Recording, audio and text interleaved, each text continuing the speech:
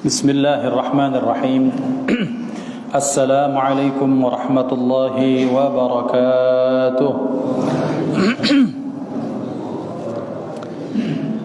إن الحمد لله نحمده ونستعينه ونستهديه ونستغفره ونعوذ به من شرور أنفسنا وسيئات أعمالنا من يهده الله فلا مضل له ومن يضلل فلا هادي له أشهد أن لا إله إلا الله وحده لا شريك له وأشهد أن سيدنا ونبينا محمدا عبده ورسوله من لا نبي بعده اللهم صل وسلم على سيدنا محمد مفتاح باب رحمة الله عدد ما في علم الله صلاة وسلاما دائمين بدوام ملك الله وعلى آله وصحبه اللهم رب اشرح لي صدري ويسر لي أمري واحلل عقدة من لساني يفقه قولي سبحانك لا علم لنا إلا ما علمتنا إنك أنت العليم الحكيم اللهم ارزقنا فهم النبيين وحفظ المرسلين وإلهام الملائكة المقربين اللهم أغننا بالعلم وزينا بالحلم وأكرمنا بالتقوى وجملنا بالعافية لا حول ولا قوة إلا بالله العلي العظيم والحمد لله رب العالمين نوينا التعلم والتعليم والتذكر والتذكير والنفع والانتفاع والإفادة والاستفادة والحث على التمسك بكتاب الله تعالى وسنة رسوله والدعاء إلى الهدى والدلالة على الخير ابتغاء وجه الله ومرضاته وقربه وثوابه سبحانه وتعالى الفاتحة إلى حضرة النبي المصطفى محمد صلى الله عليه وسلم وأزواجه وذريته وأهل بيته وإلى والدينا وأولادنا ومشايخنا ولمن أحسن إلينا ولمن أحبنا في الله وخصوصا لمؤلف هذا الكتاب ومشايخه وأصولهم وفروعهم شيء لله لهم الفاتحة أعوذ بالله من الشيطان الرجيم بسم الله الرحمن الرحيم الحمد لله رب العالمين الرحمن الرحيم مالك يوم الدين إياك نعبد وإياك نستعين اهدنا الصراط المستقيم صراط الذين أنعمت عليهم غير المغضوب عليهم ولا الضالين آمين. Yang saya muliakan bapak-bapak, ibu-ibu, para jamaah, ustadz, imam, ikhwatal iman dimanapun berada, alhamdulillah kembali kita dipertemukan Allah dalam kondisi sehat walafiat, berharap bahwa amaliyah kita, amal soleh kita, tindak tanduk kita, gerak diam kita diterima Allah, dijadikan asbab Allah ridha kepada kita, amin Allahumma amin. Dalam setiap kesempatan tak menjadi sesuatu yang berlebihan jikalau kita juga memperbaharui, menambah, meminta kepada Allah untuk terus salawat dan salam disampaikan, dicurahkan kepada Sayyiduna wa Maulana Muhammad sallallahu alaihi wa alihi wa sahbihi wasallam, dan juga mudah-mudahan salawat dan salam dilimpahkan kepada keluarga beliau, kepada sahabat, kepada pengikut sekalian, dan kita membacakan salawat dengan Allahumma salli wa sallim wa barik ala Sayyidina Muhammad wa ala alihi wa ashabi ajma'in alhamdulillah rabbil alamin. Bapak dan Ibu dimuliakan Allah Subhanahu wa taala, masih di awal-awal bulan Rabiul Awal ini kita akan melanjutkan pembahasan kitab Tanbihul Ghafilin. Tanbih artinya peringatan, al-ghafilin orang-orang yang lalai. Kita berharap dengan membaca kitab ini, terutama untuk saya dan kita semua yang ingin mengambil faidah dari ilmu ulama terdahulu, kita bisa mengkoreksi diri kita masing-masing, membandingkan dengan apa yang telah diajarkan para ulama kepada kita, tidak lain dan tidak bukan untuk memperbaiki diri kita, kualitas kita di depan Allah Subhanahu wa taala. Maka untuk itu kita akan melanjutkan pada hari ini pembahasan poin-poin berikutnya. Setelah 11 poin kita belajar, maka poin ini masih berbicara berkaitan tentang pengejawantahan, penjelasan, penjabaran tentang yang berkaitan tentang ikhlas kepada Allah Subhanahu wa taala. Kita akan mulai. Bismillahirrahmanirrahim. Qala al-muallif rahimahullahu taala wa nafa'ana bi'ulumihi fid dharain amin. Telah berkata pengarang kitab ini di dalam kitabnya, dan kita berharap mudah-mudahan kita mendapatkan manfaat dari ilmu-ilmu beliau dunia dan akhirat. Amin Allahumma amin. Wa ruwiya 'an Ibni Abbas radhiyallahu anhuma 'an Rasulillah sallallahu alaihi wa alihi wasallam. Dan diriwayatkan juga dari Sayyiduna Abdullah anak Sayyiduna Abbas. Allah Subhanahu wa taala meridhai keduanya. Yang jalur riwayat ini dia terima dari baginda Rasulullah sallallahu alaihi wasallam. Hai surga Aden, ngomonglah engkau, bicaralah. Maka surga Aden menjawab Allah, qad aflahal mu'minun thalathan. Qad aflahal mu'minun, qad aflahal mu'minun. Jadi dikatakan ini surga Aden ngomong kepada Allah, sungguh beruntunglah orang-orang yang beriman sampai 3 kali. Thumma qalat, kemudian ia melanjutkan, inni haramun ala kulli bakhilin wa mura'in. Maka dikatakan oleh surga Aden itu, sesungguhnya aku ini haram atas setiap orang yang bakhil, juga setiap orang yang riya. Bapak dan Ibu dimuliakan Allah, ini hadis diriwayatkan oleh Sayyidina Abdullah bin Abbas. Sayyidina Abdullah bin Abbas, Abbas ini saudaranya Abdullah. Abbas ini pamannya baginda Nabi Muhammad sallallahu alaihi wasallam.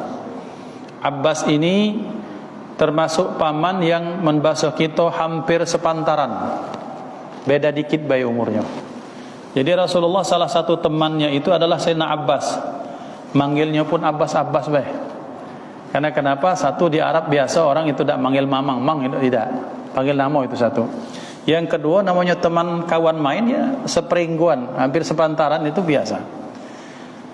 Sayyidina Abbas ini punya salah satu anak yang paling masyhur, salah satunya namanya adalah Abdullah. Nah, saya sering di setiap pengajian ingin mengingatkan diri saya dan kita semua berkaitan tentang adab kita kepada Nabi Muhammad sallallahu alaihi wasallam. Bapak dan Ibu, Nabi Muhammad itu tidak pernah beliau berucap, tidak pernah beliau melakukan sesuatu kecuali itu berdasarkan bimbingan wahyu. Kita sepakat ini ya. Kita semua sepakat bahwa Rasulullah itu terus dibimbing oleh wahyu, betul ya?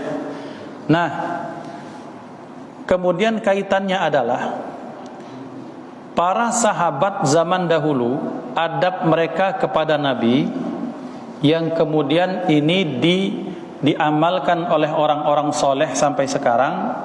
Salah satu adab dan aturan hidup di tengah masyarakat itu tidak wajib sih, tidak wajib, tapi adab, namanya adab. Itu sahabat itu membawa anak yang baru dilahirkan, baru lahir itu ke depan ke baginda Nabi Muhammad untuk ditahnik dan untuk diberikan nama. Kapan diberikan nama, diresmikan nama? Pada hari yang ke-7.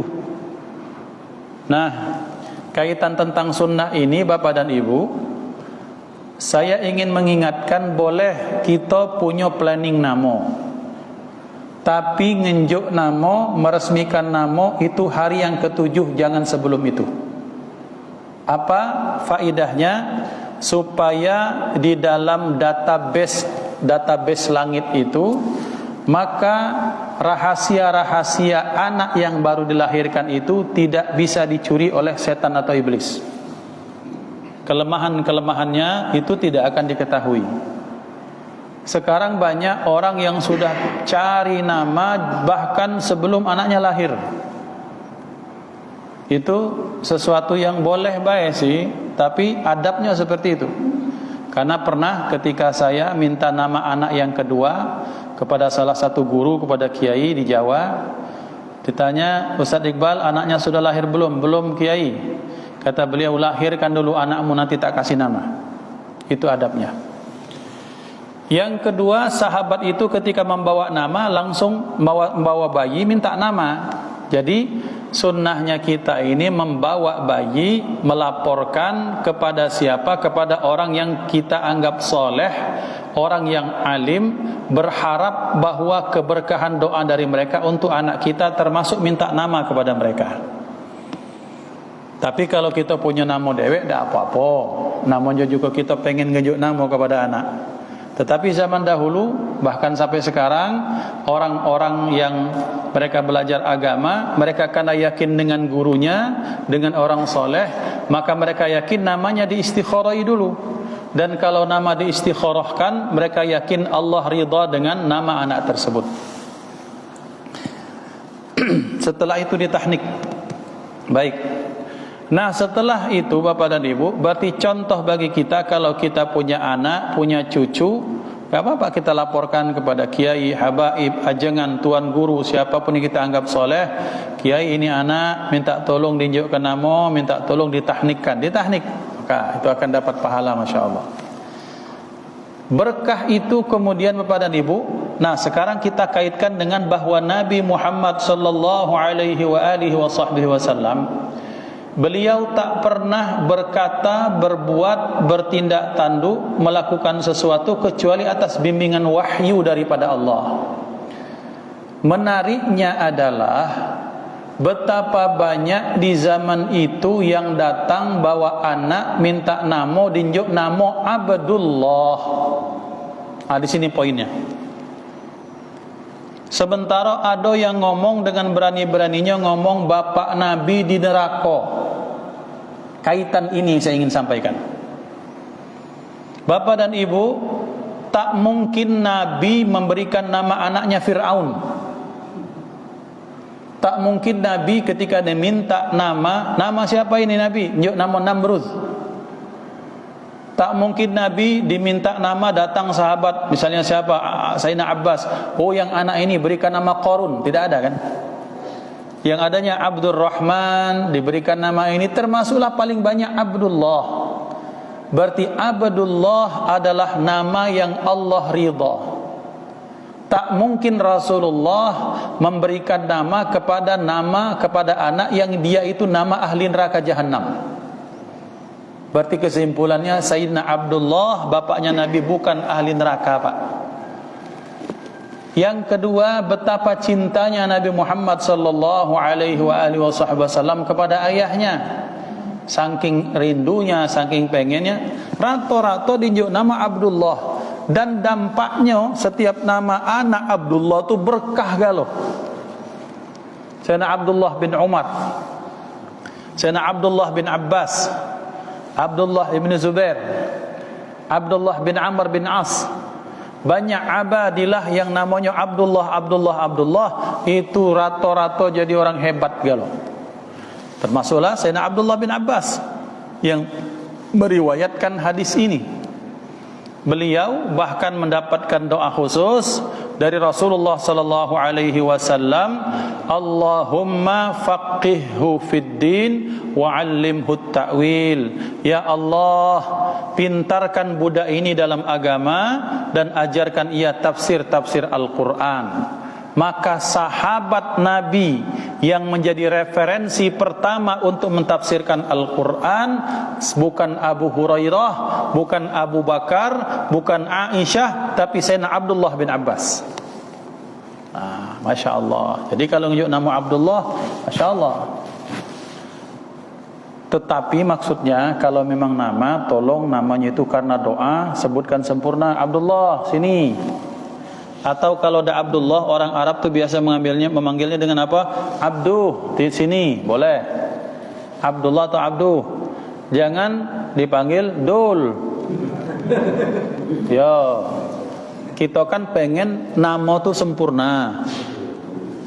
Iqbal injuk nama Bal. Bal sini Bal, bal-balan. Ndak mah itu. Jadi panggil itu ya sempurna dengan Abdullah ya Abdullah. Kalau tidak ya Abduh. Nah itu. Nah ini berkah Bapak dan Ibu. Nah, diriwayatkan, beliau meriwayatkan hadis ini lewat jalur siapa? Jalur baginda Nabi Muhammad sallallahu alaihi wasallam. Ketika Allah menciptakan surga Aden. Surga itu kan banyak. Apa-apa, Pak? Firdaus, Aden, apa lagi? Apa? Jannatun Naim, Darussalam, Jannatu Adnin. Jannatu Adnin ini yang kemudian Eden-Eden ini. Nah, ada dulu yang pernah ngaku Nabi ya. Dia mengambil menisbatkan namanya dengan ini, Jannatu Adnin, Lia Eden. Eden itu Adnin. Nah, ketika Allah menciptakan surga Adnin, maka Allah ciptakan di surga itu, di Jannatu, di surga Aden itu apa? Yang tak pernah terlihat oleh mata, yang tak pernah didengar oleh telinga, tak pernah terlintas dalam hati kita. Artinya kenikmatan surga itu namanya sama tapi hakikatnya beda. Nah, kita tidak usah bahas itu, nanti panjang. Maka saking nikmatnya surga itu kemudian luar biasa dengan segala kenikmatannya. Kemudian Allah ngomong, berfirman kepada Jannatu Adnin, kepada surga Aden. Wahai Aden, ngomonglah, speak up, bahasa budak kan. Oke, ngomong, silakan. Nak ngomong apa kau? Curhatannya cuma dua saja. Satu, dia ngomong qad aflahal mu'minun sampai 3 kali. Sungguh beruntung orang-orang yang beriman. Sungguh beruntung orang-orang yang beriman. Sungguh beruntung orang-orang yang beriman. Itu kata apa? Surga Aden. Kemudian dia ngomong, sesungguhnya aku ini ya Allah, aku haramkan diriku dari 2 golongan. Dari yang pertama orang yang bakhil, orang yang medit pelit. Yang kedua, aku haram terhadap kulli mura'in, dari setiap orang-orang yang riak. 2 golongan ini aku haramkan diriku untuk dimasuki oleh 2 golongan ini. Yang pertama apa? Bakhil, orang yang bakhil. Yang kedua mura'in, orang yang riak. Maka dalam pembahasan kita, kalau bakhil tak masuk dalam bab ikhlas, maksudnya kaitan masih tentang riaknya ini, karena masih pada bab riak. Maka berarti ketika ada orang yang beramal masih ada nilai riak di situ, maka dia masih belum berhak untuk mendapatkan Jannatu Adnin. Nah, berarti larangan keras bagi kita, peringatan keras bagi kita supaya beramal jangan sampai menjadi orang yang suka dilihat oleh orang lain. Nah, sekarang bagaimana indikator orang-orang riak itu? Kan biar kita tahu nih riak itu apa, Ustaz? Riak itu apa? Air beriak tanda tak dalam? Bukan. Riak di sini dalam bahasa Arab artinya ketika dia beramal, dia pengen dilihat, ditonton, disaksikan oleh manusia. Indikatornya apa? Waruwiya an Ali bin Abi Thalib radhiyallahu anhu. Diriwayatkan dari Sayyidina Ali bin Abi Thalib, Allah Subhanahu wa taala meridai beliau. Qala, beliau berkata, lil mura'i arba'u alamatin. Orang yang riya itu ada 4 tandanya. Orang yang riya itu ada 4 tandanya. Kenapa?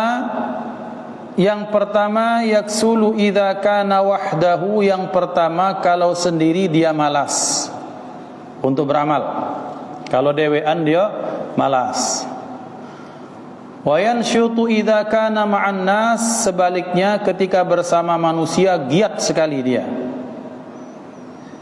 Wa yazidu fil amali idza athna alaihi. Yang ketiga, amalnya akan bertambah ketika dia dipuji. Wa yanqusu idza dhamma bihi. Sebaliknya, amalannya akan berkurang manakala dia dihina atau diejek. Nah, ini tanda orang riya, indikator-indikator. Indikasi riya itu ada pada saya kalau dewean lesunian. Kalau dewean itu zikir apa tidak wallahu alam. Kalau dewean itu megang Quran apa tidak? Kalau dewean itu kelihatan aslinya. Tapi manakala di tengah masyarakat, maka dia menjadi semangat. Semangatnya apa? Dalam beramal. Bahwa sedekahnya jadi banyak. Sementara ketika sendirian sedekahnya kadang-kadang sedekah apa tidak wallahu alam. Maka artinya ini menunjukkan, Sayyidina Ali ingin menunjukkan bahwa orang yang riya itu, karena memang definisi riya itu adalah orang yang beramal pengen dilihat, ketika tak ada yang melihat dia malas-malasan. Maka saya bandingkan diri saya sendiri, ketika masuk masjid tidak ada orang, wah biasa cak ngantuk-ngantuk.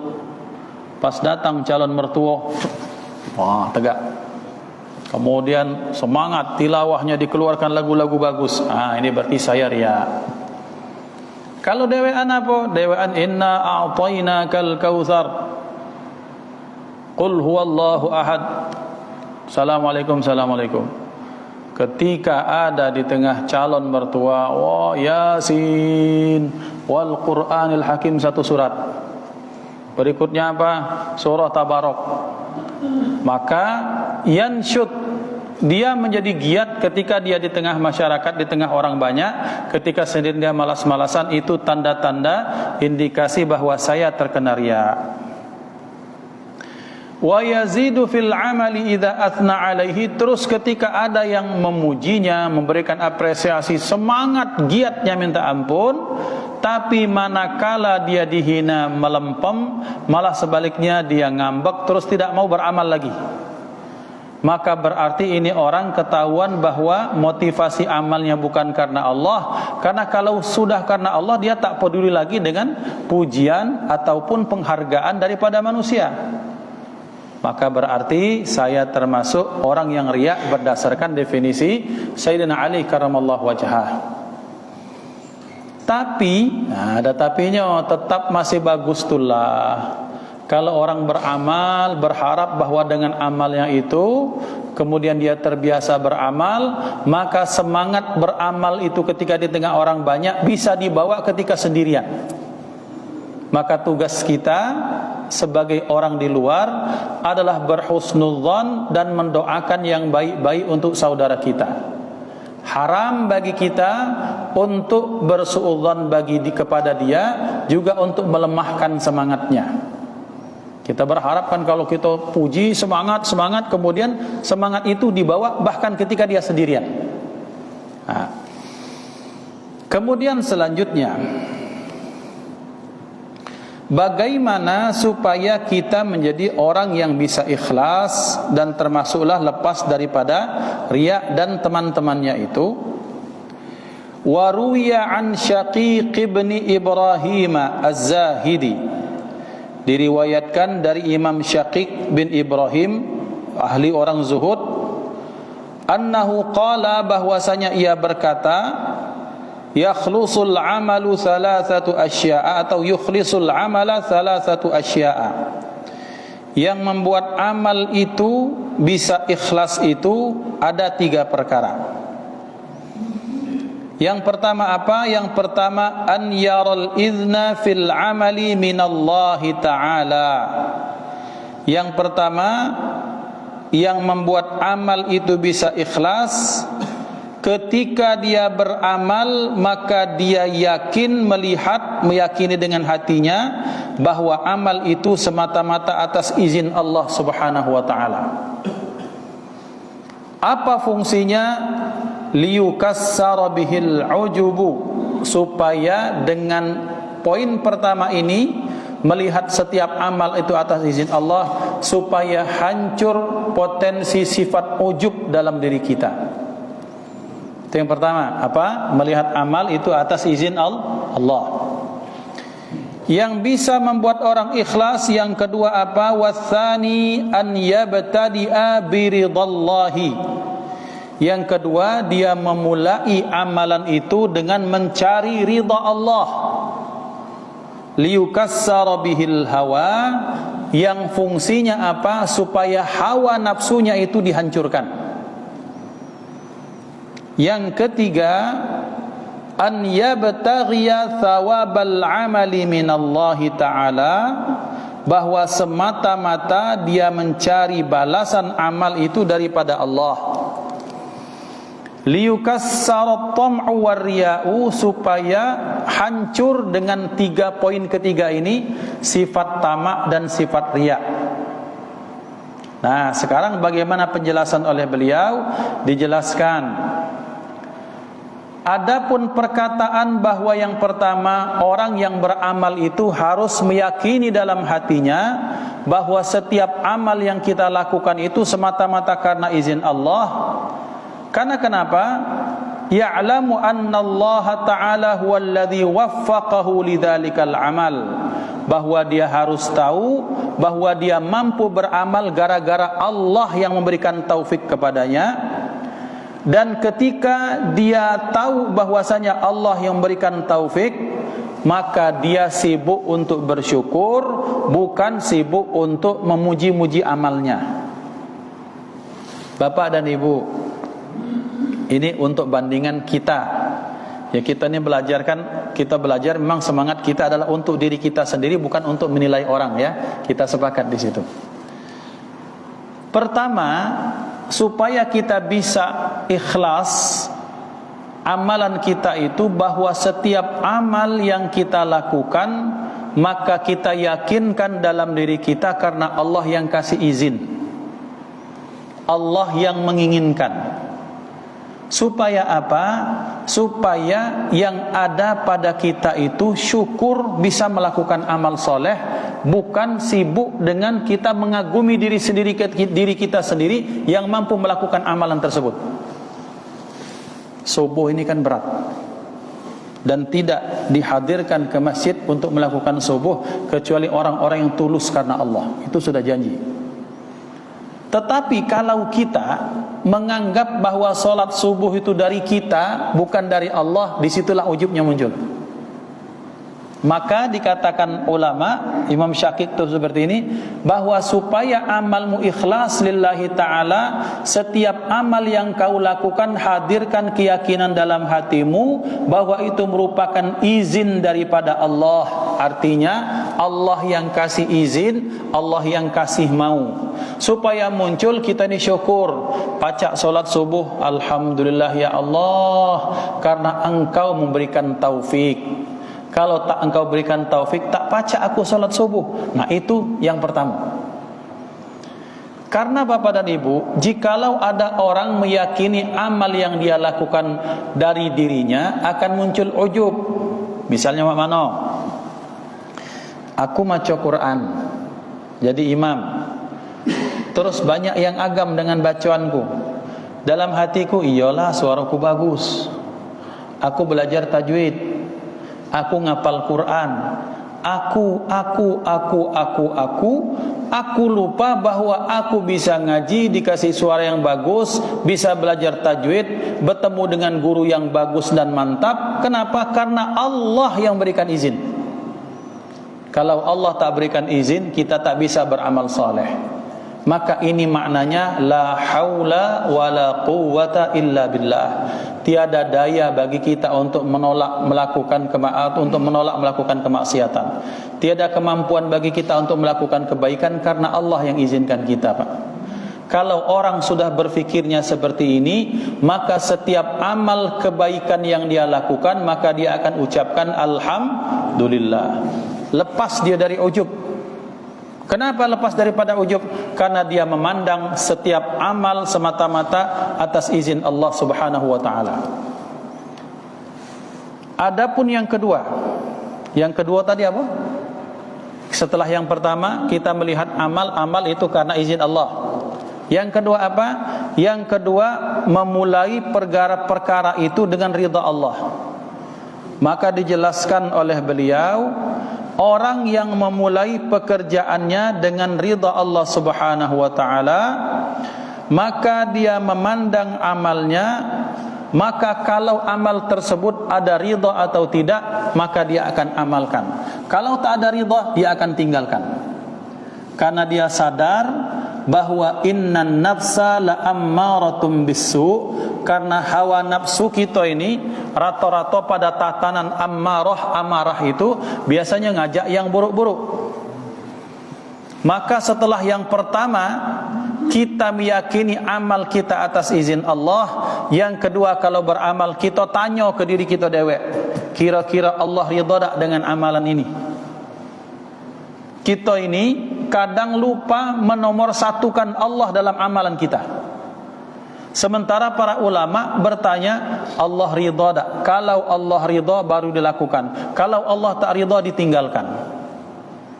Hatta Bapak dan Ibu, pada perkara-perkara yang mubah, pada perkara-perkara yang hukumnya biasa-biasa saja, maka mereka bertanya, Allah ridha tak kira-kira dengan barang yang kugawe ke ini? Misalnya saya pengen melakukan persedekahan. Tapi persedekahan itu saya lakukan semata-mata untuk mengangkat pamor saya. Maka kemudian bertanya, kira-kira Allah ridha tak dengan gaweku ini? Berarti Allah tak ridha, diurungkan. Nah, yang kedua, orang supaya ikhlas, maka dia mengawali sesuatu, tanyakan dalam dirinya, kira-kira Allah ridha atau tidak. Kalau ada keridhaan Allah di situ, gawekan. Kalau tak kate, tinggalkan. Itu amalnya akan ikhlas.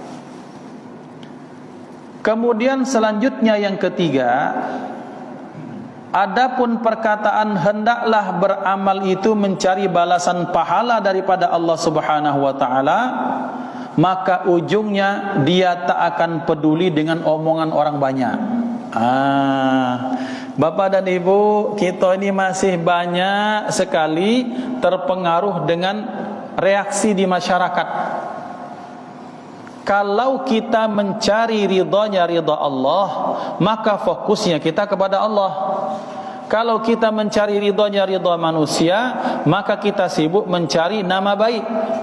Sementara orang-orang yang mencari ridha Allah Subhanahu wa taala, dia tak peduli kira-kira amalnya itu orang tersebut ridha atau tidak. Yang penting Allah ridha, maka itulah bukti orang ikhlas lillahi taala.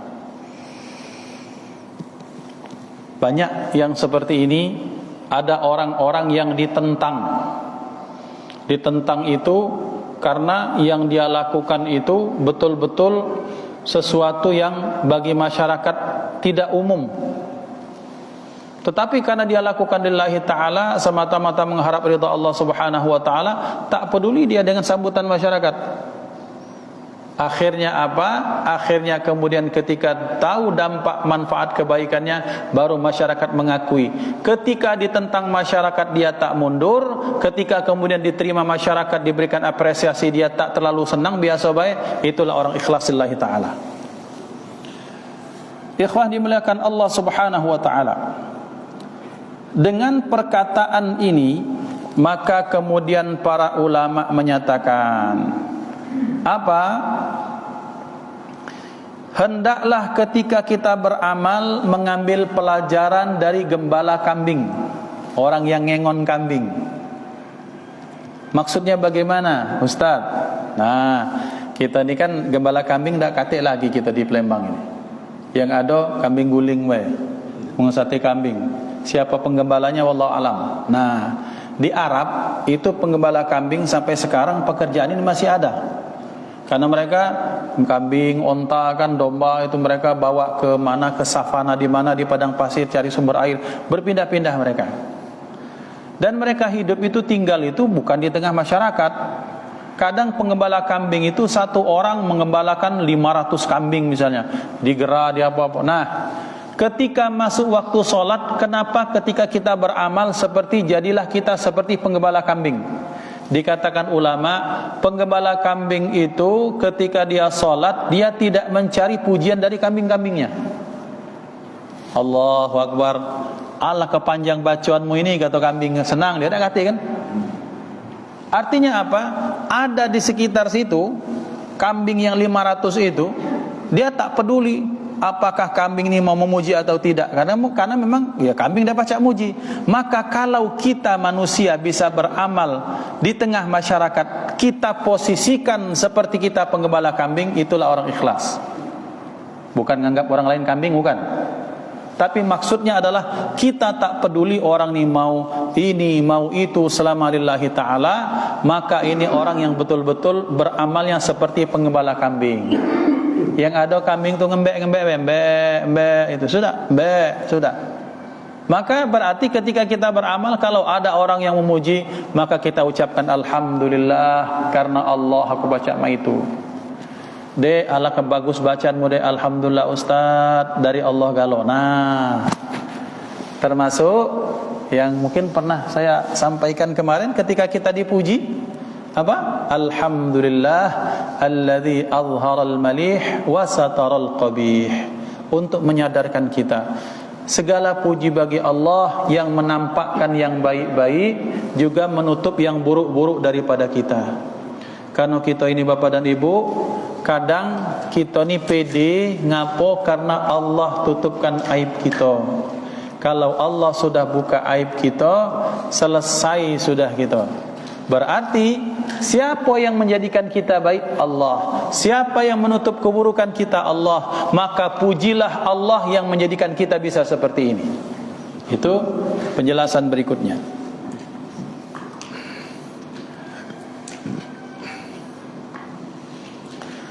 Kemudian selanjutnya dikatakan ulama, wa qala ba'dul hukama, berkata sebagian ahli hikmah, yahtajul amalu arba'ata asya'a hatta yuslima. Amal itu butuh terhadap 4 perkara supaya amal tersebut selamat. Hatta yaslama, sampai selamat. Jadi amal supaya selamat itu butuh 4 poin. Awwaluha, yang pertama, al-ilmu qabla bad'ihi. Yang pertama, amal itu butuh ilmu sebelum dimulai. Li'annal amala la yasluhu illa bil ilmi, dikarenakan amal tidak mendatangkan maslahat kecuali dengan ilmu. Fa idza kana al-amalu bighairi ilmin kana ma yufsiduhu aktsara mimma yuslihuhu. Karena apabila satu amal dilakukan tanpa ilmu, maka yang rusaknya, yang binasanya jauh lebih banyak daripada maslahatnya. Yang kita pernah ceritakan, ada fulan bin fulan beramal tanpa ilmu, solat 16 tahun, tapi solatnya 16 tahun tak diterima.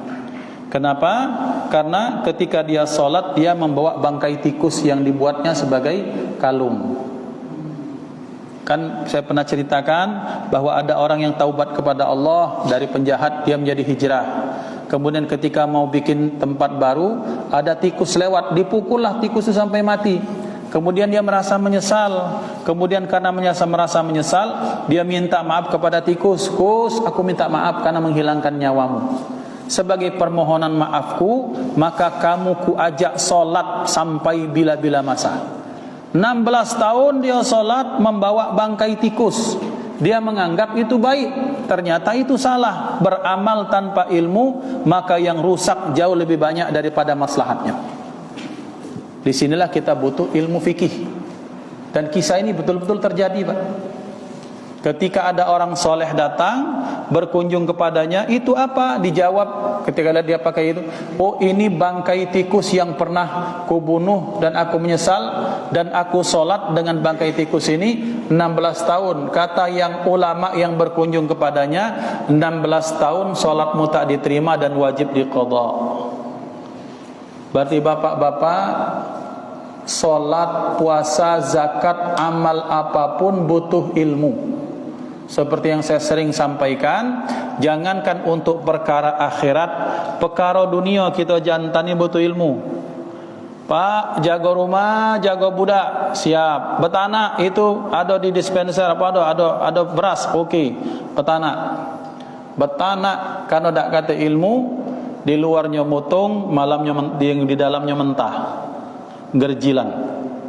Tak kata ilmu, baru berhasil. Bagaimana amal akhirat kita? sangat butuh dengan ilmu. Maka beramal itu harus diawali dengan ilmu. Watsani, yang kedua, an-niyatu fi mabda'ihi li'anna al-amala la yasluhu illa bin niyah. Pertama, sebelum diamalkan ada ilmunya. Yang kedua, ketika di awal beramal itu harus ada niatnya, karena amal tidak bisa akan benar kecuali dengan niat. Sebagaimana sabda Rasulullah sallallahu alaihi wasallam, innamal a'malu bin niyat wa inna walikulli imri'in ma nawa. Maka salat, puasa, zakat kita harus dengan niat, dan dengan niat itu berarti kita harus punya ilmu tentang niat.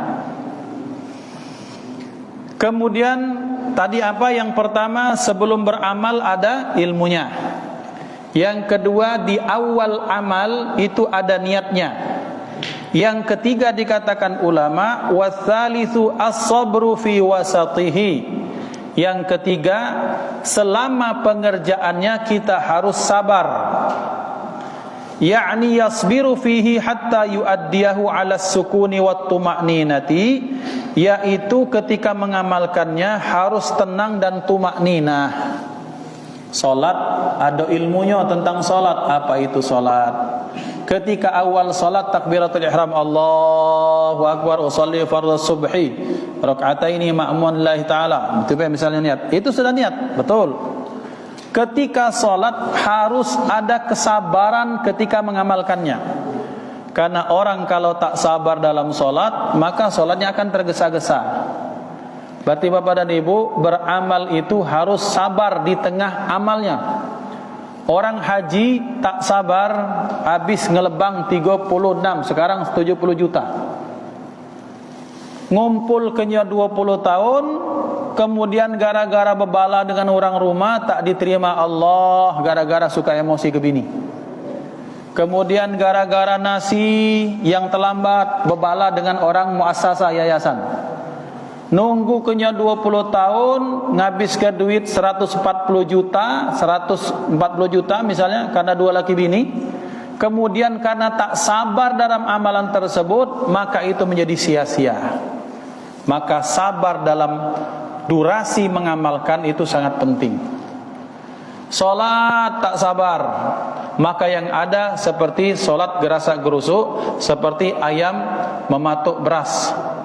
Kertak kerotok. Dak kati apa? Dak kati tumakninah. Wudu dak sabar, maka ditakutkan bagian-bagian yang mesti basah jadi tak basah. Pernah pada satu saat ada orang solat oleh Rasulullah setelah salam, solat, kau belum solat, solat lagi dia. Kemudian kata Rasulullah setelah dia salam, solat, solat lagi dia. Kemudian ketika sampai 3 kali, kata Rasulullah, jawab maini solat itu.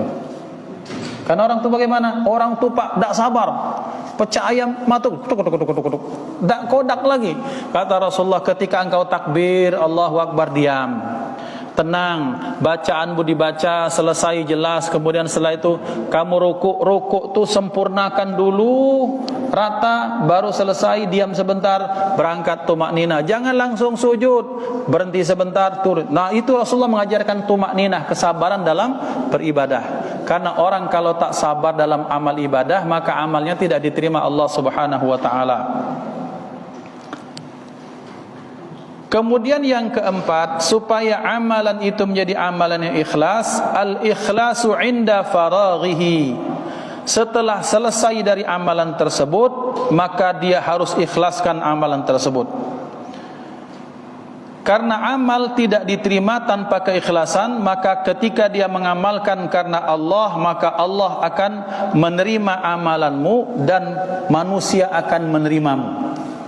Maksudnya bagaimana? Bapak-bapak, ibu-ibu dimuliakan Allah, salah satu indikator orang itu ikhlas. Ini dampak orang ikhlas. Salah satu dampak orang ikhlas itu dia dicintai manusia. Orang akan menerima dia, salah satu saja ya. Karena salah satu tanda ketika Allah cinta kepada seorang hamba, maka manusia yang lain itu dibikin cinta kepadanya tanpa sebab. Tanpa sebab itu bagaimana? Bukan karena gantengnya, bukan karena sugihnya, bukan karena jabatan. Karena kadang ada orang mencinta, oh kagum sama fulan bin fulan ngapo, pejabat, bosnya dewek. Bosnya nak dicari tanda tangannya tuh bagus tuh lah Pak. Sampai dia ngeden dia anggap wah lah kan bagus senyum bosku itu. Padahal nyiringai bosnya.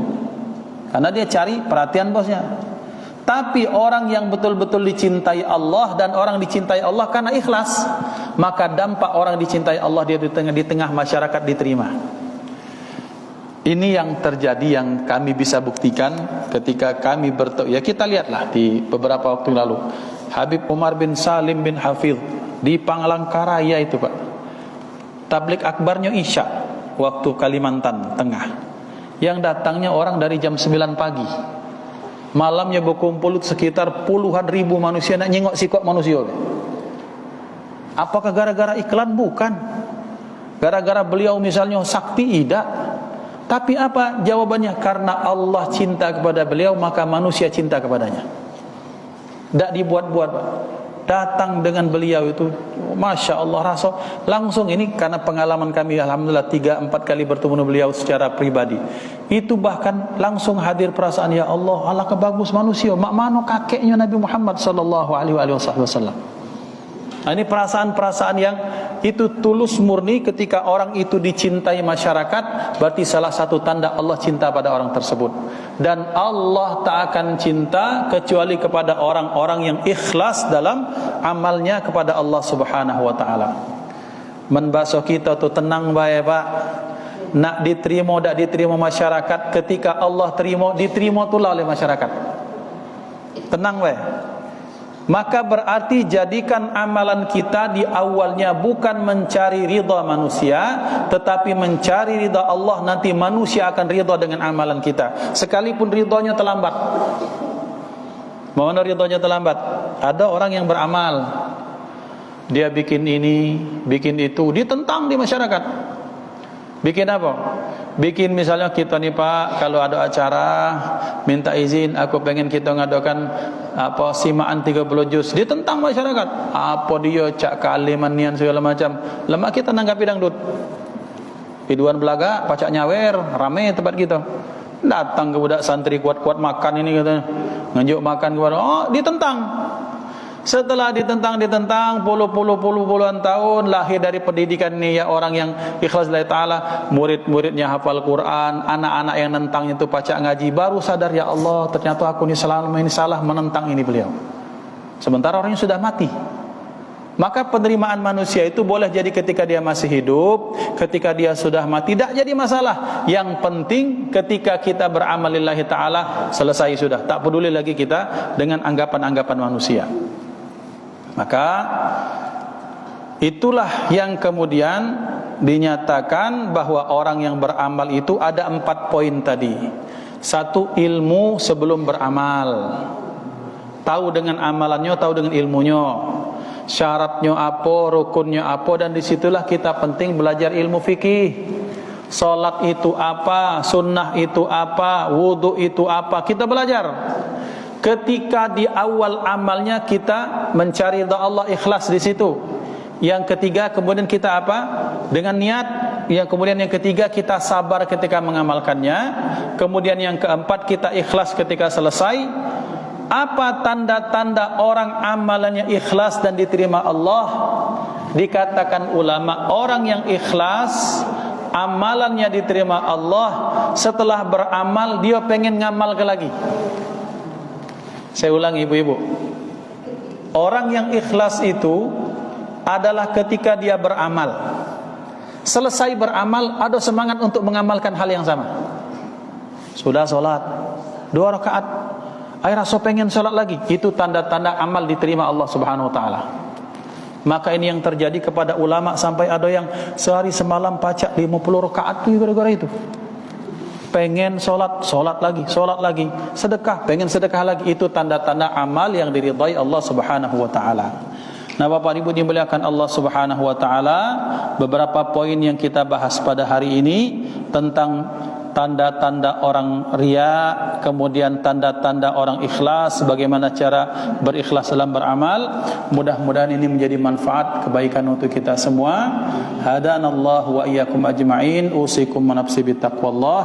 Mari kita sama-sama menyelesaikan, menuntaskan amaliyah kita pada hari ini dengan kita tutup bermunajat kepada Allah Subhanahu wa taala, berharap bahwa doa-doa kita diterima Allah Subhanahu wa taala, amal kita diridai Allah Subhanahu wa taala.